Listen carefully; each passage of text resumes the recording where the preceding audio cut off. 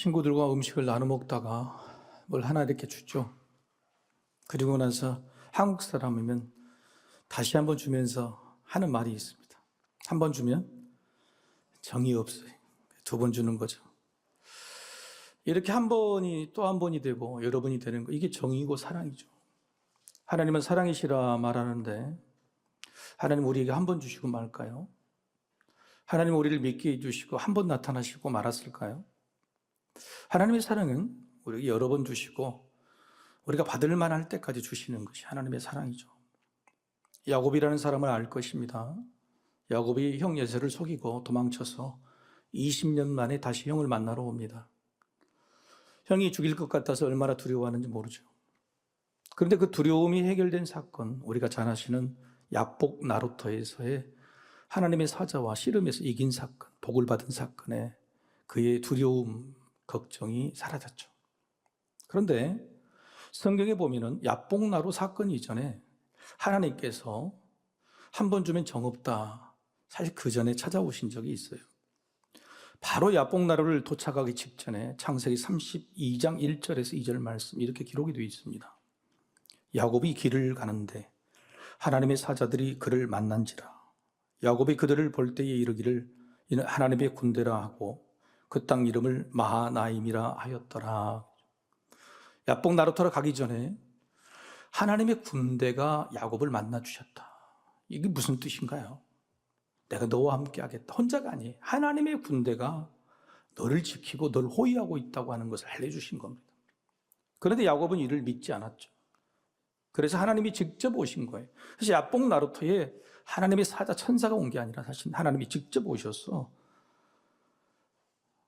야곱의 두려움을 해결해 주신 겁니다. 진격의 대장 여호수아를 아시죠? 위대한 지도자 모세가 죽은 다음에 여호수아가 모든 걸 물려받잖아요. 근데 여호수아가 해야 될 일이 엄청 힘든 일입니다.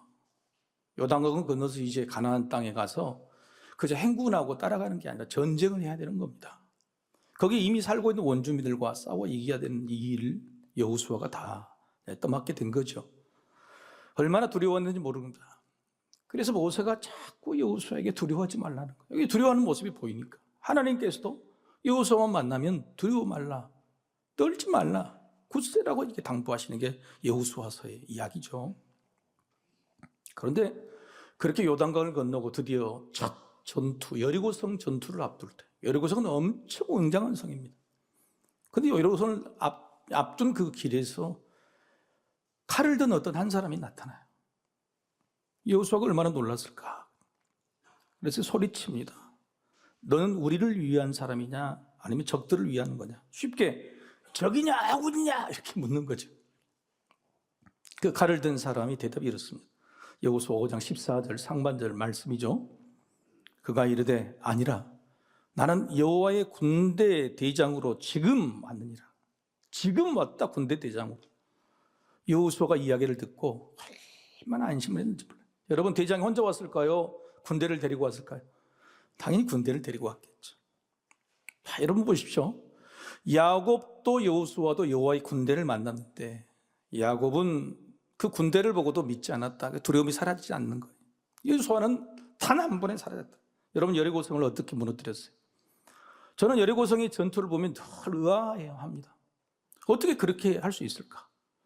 일주일 동안, 엿새 동안에 하루에 한 바퀴씩 여리고성을 도는데 여러분, 위에서 막 불화살을 쏠 수도 있고 뜨거운 물을 부을 수 있잖아요. 그런데도 아무런 말도 하고 엿새째 하루 한 바퀴씩 돌고 마지막 날에는 7바퀴를 돌고 마지막에 그냥 와 하고 함성을 하는 외치는 거예요. 여러분, 이런 담대한, 이게 전쟁이었어요. 그리고 여리고성이 무너졌잖아요. 어떻게 이길 수 있었느냐? 보이지 않는 여호와의 군대를 본 거예요. 여호수아가 봤던 여호와의 군대, 돕고 있는, 저들을 막고 있는, 일주일 동안에 돌고 있어도 여호와의 군대가 저들을 막아서고 있는 모습을 저들은 본 거라고 하는 거예요. 하나님의 군대가 우리를 돕는다고 해도 보고 믿는 사람과 믿지 못하는 사람의 차이가 있는 거죠. 사랑하는 성도 여러분, 여러분을 돕고 계시는 하나님의 군대를 보고 계십니까? 제자들의 눈에는 보였을까요? 예수님과 바리새인의 논쟁이 격해졌습니다. 바리새인 한 명이 예수님을 점심 식사에 초대를 했고, 그런데 그 의중이 불순해서 예수님 그들에게 화를 내셨죠. 화를 너무 지나치게 내셨는지 바리새인이 부글부글 끓어올라. 식사도 하시지 못하고 나중에 나오시는 그 과정의 설명이 바리새인들이 대들었더라. 예수님께 달려들었더라. 죽일 듯이 달려들었더라. 그런데 바리새인 혼자가 아니라 당시 전화가 있었는지 모르지만 서기관들까지 동참해서 자기 편을 전부 부른 겁니다. 그래서 바리새인과 서기관들이 예수님께 대들고 달려들었다는 기록이 바로 11장 53절 54절에 기록이 되어 있어요. 그리고 나서 오늘 본문의 12장이 일이 생기는 겁니다. 여러분, 이런 상황이 구경거리가 됐어요. 상황이 얼마나 급반전했는지 모여든 사람이 어느 정도인지 1절 상반절에 이렇게 기록이 되어 있습니다. 그동안에 무리 수만 명이 모여 서로 밟힐 만큼 되었다. 당시에 사람을 수는 방법은, 사람 수를 헤아리는 방법은 어른이고 남자예요. 그래서 수만이 사실은 더 많았겠죠. 하여간 사실인지 아닌지 모르지만 밟힐 만큼 사람들이 많이 왔다고 하는 겁니다. 이들이 누구죠? 구경꾼입니다. 구경. 싸움이 났으니까 구경하러 온 사람이. 여러분 한번 생각해 보십시다. 수만 명의 사람이 우리가 지금 막상 해야 될 이 싸움에 구경꾼으로 왔다. 얼마나 두렵고 떨리겠어요. 더군다나 그들이 지금 사실은 구경꾼이라고 그러지만 누구 편입니까? 예수님 편은 없어요. 바리새인과 서기관의 편이에요. 왜냐하면 저들이, 바리새인과 서기관들이 저들의 삶, 저들의 모든 인생의 생활들을 주도권을 쥐고 있어요. 좌지우지할 수 있는 사람들이. 이런 상황에 겁을 먹고 있는 제자들이 예수님 눈에는 보였던 거죠. 사랑하는 성도 여러분, 수많은 사람들이 몰려든 상황에서 적을 대해야 하는 그런 입장, 그럴 때 여러분은 과연 무엇이 보이십니까? 어떤 것을 보십니까? 예수님이 이런 상황에서요, 누구를 봤냐면 무리들을 본 게 아니라 제자들을 봤어요. 예수님은 이길 생각이 아니라 지킬 생각이었던 것입니다. 이게 참 중요한 말씀이에요. 나의 리더가, 내 집단의 리더가 전쟁이 나고 싸움이 났을 때에 그 멤버들을 지킬 생각이 아니라 그냥 싸움에 이길 생각밖에 없다. 그러면 그 멤버들은 그 싸움에 동원되고 그들의 생명은 보장받지 못할 겁니다. 이길 생각이 아니라 지킬 생각을 하신 주님이라는 게 얼마나 고마우신지 몰라요. 하나님 나라와 사탄의 나라가 싸우는데 하나님의 자녀들이 몇 명 정도가 희생돼도 나는 상관없고 이길 생만 하시는 주님이라면 어떻게 되겠까? 그래서 오늘 본문 말씀에 하나님이 한 사람 한 사람 참새처럼 전부 다 알고 계시고 챙기고 계신다고 하는 거예요. 내 사람 내 편인 제자들의 두려움부터 먼저 해결해 주시려고 무리가 아니라 오늘 보면 1절에는 먼저 그렇게 했어요. 먼저 제자들에게 이야기하셨다. 그런데 두려워하는 제자들을 지키기 위해서 첫 번째 하신 말씀, 이해하기 어려운 말이에요. 무슨 말씀이냐? 바리새인들의 누룩, 곧 외식을 주의하라, 이런 말씀하세요. 두려워 떨지 마, 내가 지켜줄 거야, 이런 말씀이 아니에요. 바리새인들의 누룩, 외식을 주의하라, 두 가지 의미가 있습니다. 첫 번째는 본질을 보라는 겁니다. 본질을. 수만 명이 왔어도 저들은 허상이다는 거예요. 저들을 쥐고 흔드는 사람들은 지금 바리새인들과 서기관들이라는 겁니다. 그래서 바리새인들을 보라는 거예요. 바리새인들. 바리새인의 누룩이 저 수만 명의 사람들을 어떻게 빵처럼 부풀렸는가, 누룩이 돼서 부풀렸는가, 영향력을 행사하는가, 그 본질, 바리새인들을 보라고 하는 겁니다. 여러분, 세상의 수많은 역사의 전쟁에 승리자, 위대한 승리를 했던 사람들은 본질을 본 사람. 이순신 장군도 그렇고, 위대한 전쟁의 역사, 싸움의 역사는요, 사람의 숫자, 군대 숫자가 아니에요. 적의 본질이 뭐냐, 적의 가장 야약한 약점이 뭐냐, 거기를 공략하는 거예요. 예수님 보러 수많은 무리들 보지 말고 그들을 움직이는 사람이 누군지를 보라고 하는 겁니다. 두 번째, 바리새인들 누룩을 주의하라는 것은 조심하라 이런 뜻입니다. 그렇지 않습니다. 저들은 겉과 속이 다른 사람들이니 무섭지 않다는 겁니다. 무서운 존재야 주의하고 조심하지만 예수님 하신 말씀은 저들을 그냥 주의 깊게 볼 뿐이지 무서워하지는 말라는 거예요. 그게 2절 말씀에 우리 같이 한번 읽어보실까요? 2절 말씀. 자, 시작. 감추인 것이 드러나지 않을 것이 없고 숨긴 것이 알려지지 않을 것이 없나니 이렇게 말하죠. 감추인 것이 바리새인들 저들이 감추고 무리 뒤에 숨어 있지만 저들을 보라. 그리고 바리새인들 저들 안에 있는 누룩, 위선, 외식 가짜다. 겉으로는 엄청나게 무섭게 보이지만 속은 비어 있다고 하는 것. 예수님 그걸 보라고 하시는 겁니다. 이렇게까지 다독였지만 제자들은 여전히 두려워합니다. 그래서 이제는 더 다정한 말씀으로 예수님이 다가가세요. 왜 두려워할 필요가 없는지 저들의 속의 실상, 겉의 허상이 뭔지를 알려주시죠. 4절 말씀입니다. 유심히 볼까요? 내가 내 친구 너희에게 말하노니 몸을 죽이고 그 후에는 능히 더 못하는 자들을 두려워하지 말라 그러잖아요. 그렇죠? 두려워하지 말라. 그런데 제자들을 뭐라고 부르냐면은 친구다 그렇게 부르요. 여러분 그냥 친구라고 부릅니까? 아니면 뭐라고 부르시죠? 내 친구다. 여러분 새끼하고 내 새끼하고 다르죠? 새끼라고 부르면 욕이지만 내 새끼 그러면 달라요. 여러분 그냥 친구라고 부른 게 아니라 뭐라고 부르셨어요? 내 친구라고 부르셨어요. 왜 예수님이 여기서 친구라는 말을 썼을까요? 여러분 복음서에서 유일하게 이것만 나옵니다. 예수님이 제자들을 친구, 그것도 내 친구라고 부른 것은 여기가 유일해요. 왜 친구라고 하셨을까? 예수님이 친구라는 정의를 요한복음에 이렇게 말씀하세요. 요한복음 15장 12절에서 14절이죠. 내 계명은 곧 내가 너희를 사랑한 것 같이 너희도 서로 사랑하라 하는 이것이니라. 사람이 친구를 위하여 자기 목숨을 버리면 이보다 더 큰 사랑이 없나니 너희는 내가 명하는 대로 행하면 곧 나의 친구라. 예수님의 말씀을 그대로 행하는 사람이 예수님의 친구래요. 근데 그 말씀이 뭐냐면 친구를 위해 목숨을 버리는 사람. 제자들이 지금 그랬습니까? 제자들이 말씀도 행했습니까? 안 그랬잖아요. 이 말씀은 무슨 말씀이냐면 예수님이 거꾸로 내가 너희를 위해 내가 죽겠다고 하신 말씀. 수만 명이 몰려들어서 행여 싸움이 나고 전쟁이 나서 죽게 되는 상황에 너희 제자가 아니라 내가 너희를 위해서 대신 죽어주시겠다고 하는 말씀이에요. 그래서 나는 너희 친구라. 하나님의 아들 예수 그리스도 메시아가 너희 친구니 죽음이 앞에 있었어도 내가 대신 죽어줄 것이니 두려워하지 말라고 말씀하신 거예요. 여러분 전쟁터에 수만 명의 적군이 갑자기 몰려들어오는 거예요. 참호에서 전우 두 사람이 보고 옆에 있는 전우가 벌벌 떠는 겁니다. 그럴 때 이 전우가 어떻게 해줄 수 있는 게 뭐예요? 손을 딱 잡아주고 하는 말이 어이 친구 내가 있잖아. 이 말씀인 거예요 이게. 여러분 이런 친구가 있으면 얼마나 좋겠어요. 친구는 좋을 때 친구죠. 없을 때 친구입니까?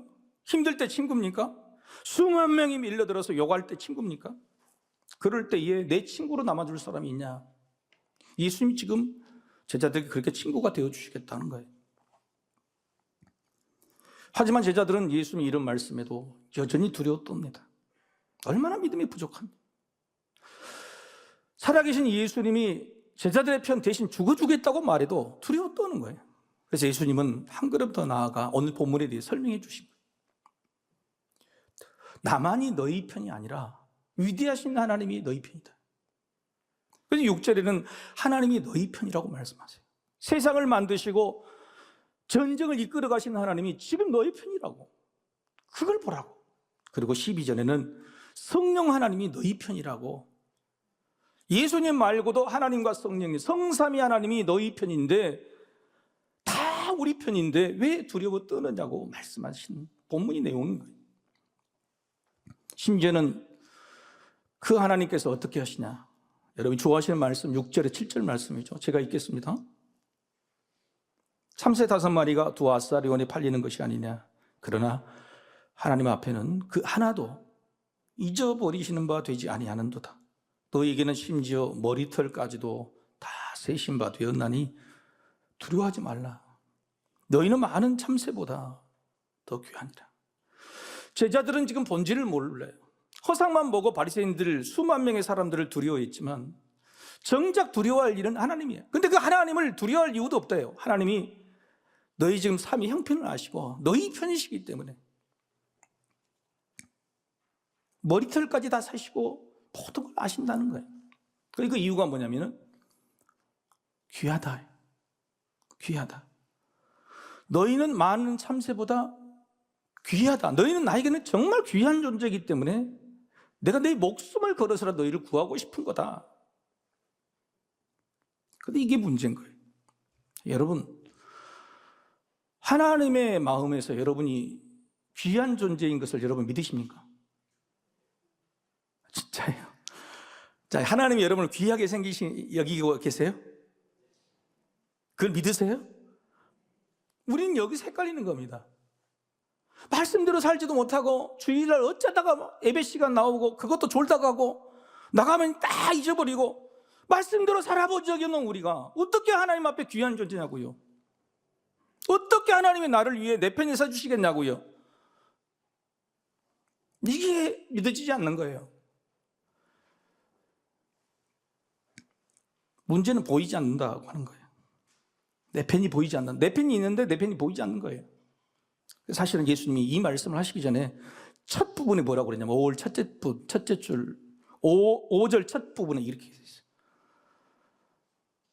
마땅히 두려워할 자를 내가 보이리니. 너희가 지금 두려워하고 있는 건데 두려움의 본질을 내가 보여주겠다는 거예요. 그리고 또 두려움의 본질을 보게 하고 두렵지 않을 이유도 내가 보게 해주겠다는 거예요.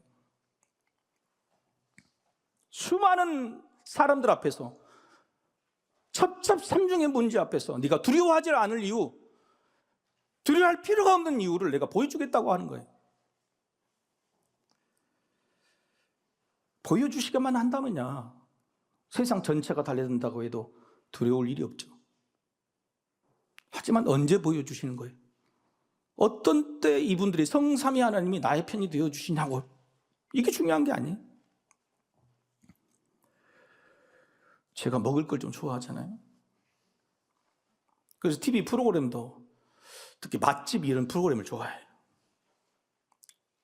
30년, 40년 된 맛집 이렇게 이제 찍으면은 비결이 뭐냐, 얼마나 열심히 있고 좋은 재료를 쓰냐, 다 마지막까지 하고 얼마나 수고가 많으셨냐, 그렇게 딱 해놓고 PD들이 참 짓궂죠. 마지막에는 그럼에도 불구하고 힘들고 어렵고 아쉽고 후회되는 일이 없냐고 꼭 묻습니다.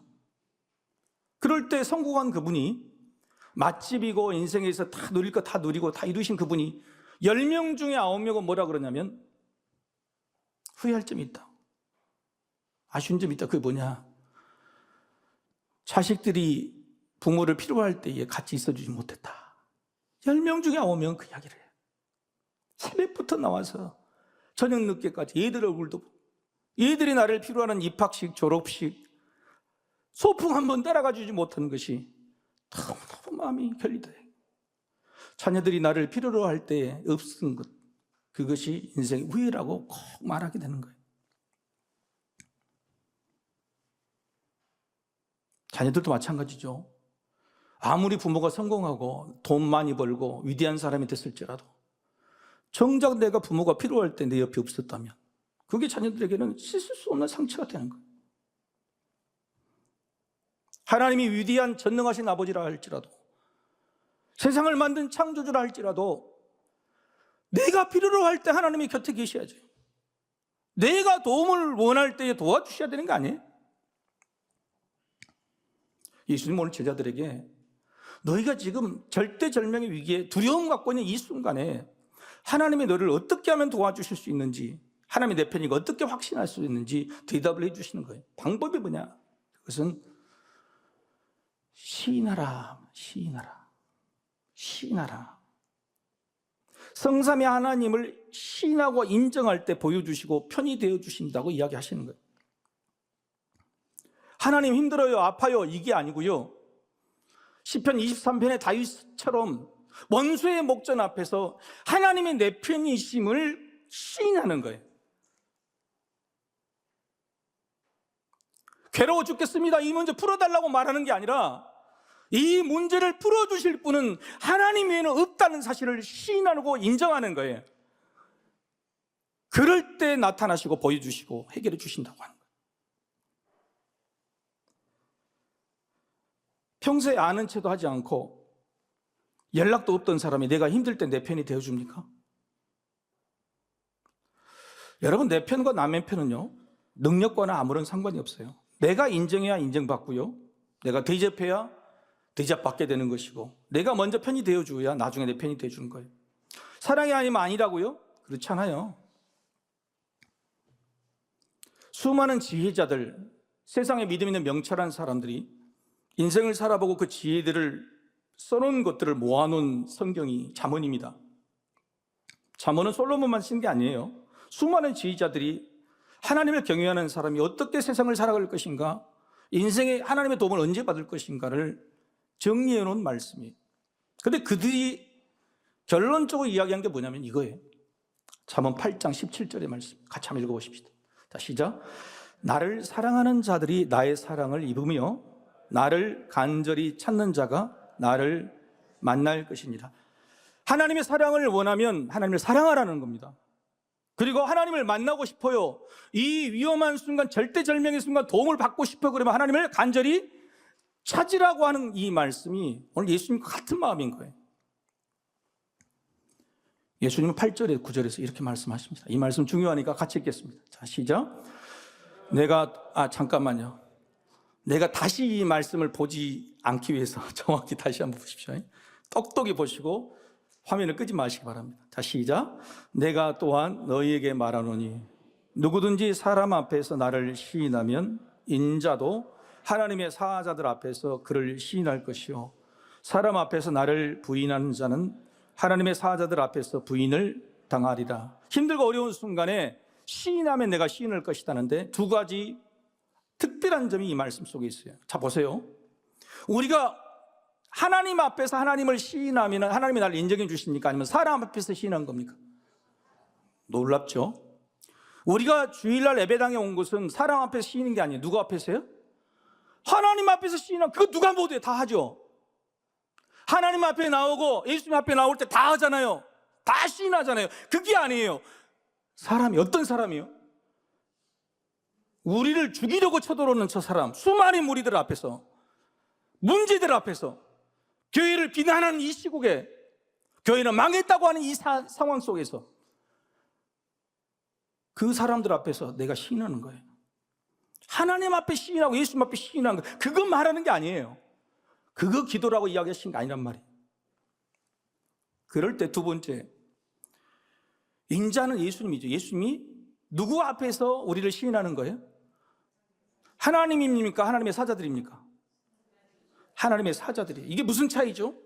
여러분, 하나님 앞에 시인한다는 것은 우리가 죽어서 심판대 앞에서 하나님 앞에서 주님이 우리를 인정해 준다는 건데, 하나님의 사자들은 누군가요? 이제 저를 보여주시면 돼요. 이 땅에서 하나님의 자녀들을 도우려고 보내신 하나님의 사자들이에요. 제 얼굴 보여주시라니까요. 이게 무슨 말일까요? 네가 힘들고 어려운 문제 앞에, 세상 사람들 비난하는 앞에서 하나님을 시인하면 주님이 너를 도우려고 보내는 하나님의 사자, 하나님의 군대에게 도우라고 명령한다는 거예요. 할렐루야. 하나님 앞에서 내가 천국 들어가는 순간에 인정하고 아는 게 아니에요. 이 땅에 살면서 우리가 힘들고 어려울 때 하나님의 사자가 우리를 돕도록 승인해 주신다는 것이 이거예요.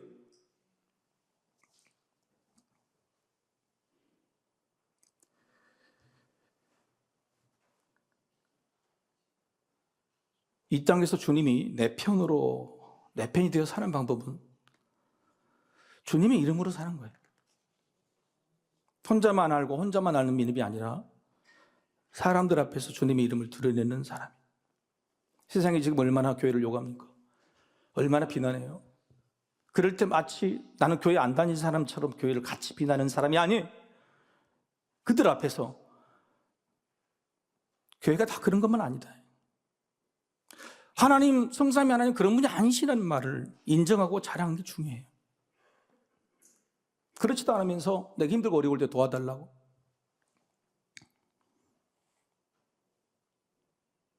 제가 초등학교 다닐 때 우리 어머님이 학교 온 걸 싫어했어요. 학교만 오시면 꼭 한복을 입고 오셔. 나중에 알고 봤더니 어머님 양장이 없으셨어요. 다른 반장 부모님들은 다 이쁘게 양장 입고 왔는데 한복 입으니까 나는 우리 엄마가 딱 왔다 소문나면 학교에서 뱅뱅 잡아둬라. 안 만나려고. 엄마가 요리가 없는 요리 도망가. 소풍까지도 그랬어요. 근데 문제는 그렇게 하니까 우리 어머니가 날 아는 체를 못 하더라고.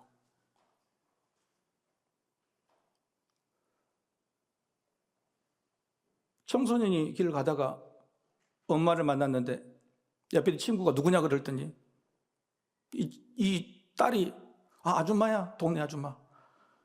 그러면 어떻게 엄마가 내 딸이라고 아는 척했냐고. 여러분, 너무너무 단순한 이야기. 너무너무 단순한 이야기라고.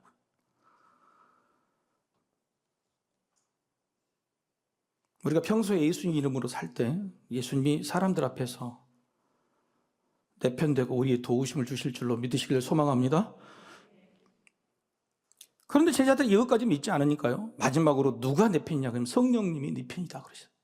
왜 성령님이 우리 편인 게 중요하냐면 예수님은 눈으로 옆에 있어도 안 믿고 하나님은 저 하늘에 계신 것 더 안 믿고 성령님은 우리 옆에 계시고 파라클레이토스, 옆에서 도우시는 분이 성령님이거든요. 헬라어로. 네 옆에 계시고 네 안에 계신 분이 너를 돕는다. 네 편이다고 하는 거예요. 근데 성령님의 도움을 받으려면 그 성령님이 어떻게 해야 되느냐? 같은 말씀이에요. 10절, 같이 읽어봅시다. 10절, 자 시작. 누구든지 말로 인자를 거역하면 사하심을 받으려니와 성령을 못 오가는 자는 사하심을 받지 못하래. 이 말이 어떤 해석이냐면 인자는 예수님이거든요. 네가 지금 내 말을 안 믿어도 좋고 그래서 도움을 못 받을 수도 있겠지. 그러나 성령님에게는 도움을 받아야 돼. 왜? 내가 승천하고 떠나면은 네 옆에 있는 사람은 성령님밖에 안 되잖아. 근데 성령님을 네가 시인하고 인정하지 않으면 그게 모독함이에요. 성령님을 인정하고 시인하지 않으면 네 옆에 네 안에 계신 성령님이 너를 도울 수가 없어.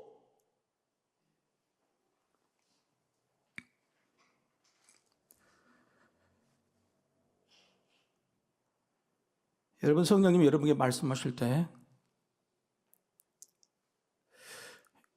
꼭 성령님이 시인하시기를 소망합니다. 성령님이 내게 주신 감동들을 받아야 돼요. 받고 나서 잊어버리면 안 돼요. 부인하고 못 오가는 거예요.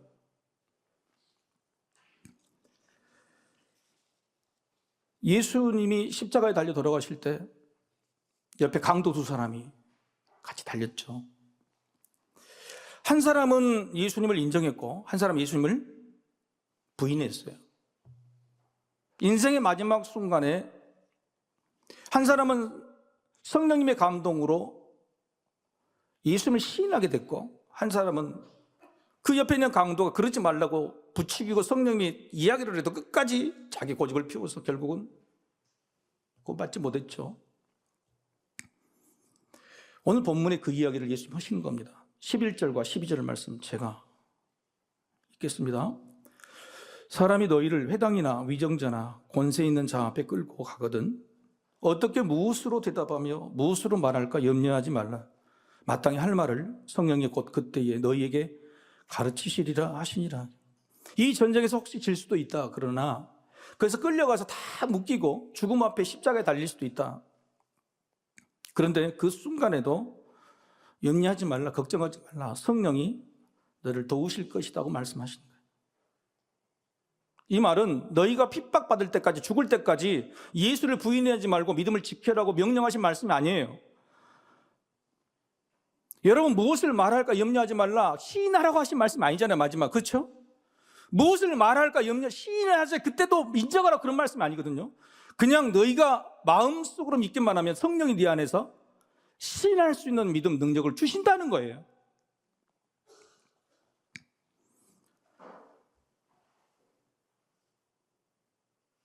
핍박받고 죽을 때까지 믿음을 지켜라는 말씀이 아니고 이 말은 뭔 말이냐면 내가 행여 그런 마지막 순간까지 올지라도 내가 끝까지 너를 돕겠다. 할렐루야. 끝까지 성령님을 통해서 네 입에 이 고백, 시인해서 행여 죽더라도 그 다음 천국에 들어갈 수 있는, 한편에 달린 강도처럼 천국에 들어갈 수 있는 문을 내가 열어주겠다. 그 말씀을 하시는 거예요. 나를 시인하면 언제든지 끝까지 도와주실 것이다. 여러분, 잡힌 사람이 할 수 있는 게 뭐 있어요? 손발 다 묶이죠. 우리가 할 수 있는 것은 입만 열린 거잖아.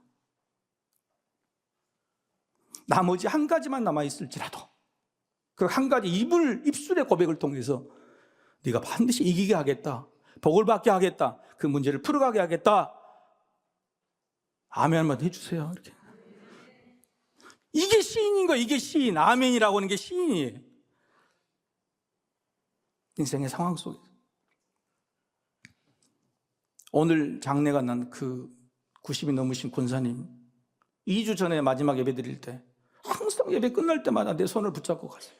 내 손을 붙잡지 않고 가시면 서운하신가 봐. 붙잡을 때마다 손을 흔들고 감사하다. 2주 전에 마지막 예배도 그렇게 하시고 나갈 때 그 다음날 연락이 왔어. 갑자기 위급해가지고 중환자실에 들어가게 됐다. 중환자실에서라도 가서 전화로라도 임종 예배를 드려야 되는데 뭐뭐 보다가 그냥 갑자기 이렇게 별세를 하셔버려요. 얼마나 마음이 안타까운지 모르겠어요. 생각해봤어요. 인생에서 수많은 복도 있지만 마지막 순간에 내가 내 입으로 할 수 있는 말을 하고 간다면 그것도 복이다. 말 한마디 못하고 산소 마스크 쓰고 죽은 게 아니라 그 할 수 있는 말 한마디 하고 가는 것도 복이다라는 거예요. 만약 성도 여러분에게 그런 순간이 오면 여러분은 그 순간에 무슨 말씀을 하시겠습니까? 여러분, 마지막 순간에 한마디 하라고 그러면 뭘 하시겠어요? 성령님의 무슨 말을 꺼내주기를 원하세요? 가족들에게 사랑한다 이 말일 겁니다. 그러나 오늘 예수님은 한 가지를 더 당부하고 있는 거예요. 땅을 바라보면서 평생도록 살아온 땅이 아쉬워서 사랑한다 하는 고백, 그 다음에 하늘을 바라보는 말 한마디를 했으면 좋겠다. 예수님은 십자가 위에서 7번 말씀하셨어요. 그리고 마지막에 하셨던 말씀이 뭐냐면, 아버지, 내 영혼을 아버지 손에 부탁합니다. 여러분, 마지막 순간이라도 하늘을 보면 안 될까요? 인생의 마지막 순간에 하나님을 시인해요. 천국을 시인하고 인생의 구원을 시인한다면 그것이야말로 가장 아름다운 인생을 승리의 인생이라고 생각이 됩니다. 그러나 우리는 우리는 원수들의 손에 죽을 일이 없을 거예요. 우리 삶 속에서 주님은 우리를 도와주신다. 이렇게 힘들고 어려운 상황에서 우리가 할 수 있는 것으로 도움을 받으려면 시인해야 된다고 하는 겁니다. 사랑하는 성도 여러분, 인생이 참 어려워요. 힘들고 아파요. 참 외롭습니다. 세상살이가 아프고 힘든 것은 다 마찬가지인데 이게 왜 견디지 못하면 외롭기 때문에 그래요. 외롭기 때문에. 저도 보기보다는 꽤 외로운 사람이에요. 내 편인 줄 알고 살았는데 내 편이 아닐 때 사람은 외롭죠. 여러분, 자녀들이 내 편일까요? 자녀들은요, 지들 편이에요. 지 편이에요. 자녀들은 전부 내 편이 아니고 지들 편, 지 편입니다. 아내가 내 편일까요? 아내는요, 아이들만 하는 아 편이에요. 일단 웃어주셔야 되는데, 아 편. 아내는 아들만 하는, 아이들만 아는 아 편이에요. 남편은 원래부터 남의 편이에요. 원래부터. 처음부터 남의 편이에요. 세상에 내 편이라고 알고 사는 자녀들은요, 다 지 편이고요. 사랑을 안 해도 사실은 때가 되면 아 편이에요. 아이들 편이고, 남편은 원래 남의 편이에요. 왜 세상에 살면서 우리는 내 편만 찾으려고 할까요? 지금도 광화문에서, 청와대에서, 어디 앞에서 내 편이 누구냐, 내 편이 누구냐, 수만 명의 사람이 군주했는데 다 허상이라고 말씀하신 거예요. 주님은 다 허상이라고. 본질이 뭐냐고, 누가 너희들의 편이냐고.